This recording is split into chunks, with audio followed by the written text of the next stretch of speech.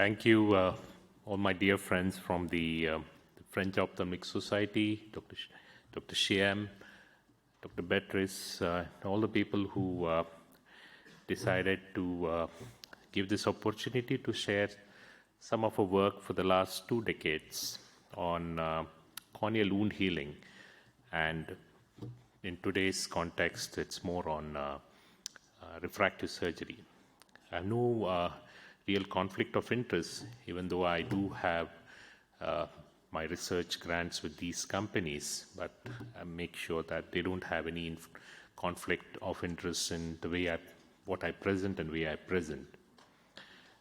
So when you look at refractive surgery today, you're looking at 3 components. Components 1 is everything is wow, and that's what interests people to get into refractive surgery.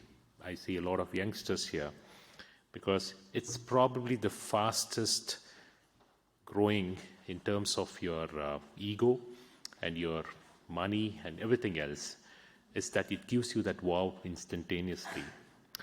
But there are still not so wow. Surgeon in learning curve to irregular epitheliums, how the nerve heals. And there's a set of things which pushes you back. Every time you're on the top, it pushes you back when you get those unhappy patients. And all the seniors here would to agree with me that one unhappy patient a year gives you that lack of confidence for the next year, because you know that there is something wrong and you have no idea why it happened. Say after 25,000-30,000 surgeries, you still get somebody who's not very happy. So when you have those 3 components, you always look at from a mechanical point of view, and you look at a surgical or a knowledge point of view. And we need something to blame. And most of the time, the blame is on the machine. But what I want to discuss today is we blame the machine, lack of skill, for the fault in biology, because the biology is probably the most important ingredient of these 3 components.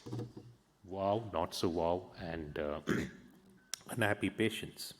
Of course, there will be some component of machines, but I don't want to blame completely on the machines itself. So before I start, I just want to bring this story.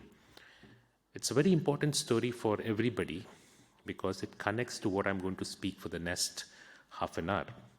There's a story of a mouse in a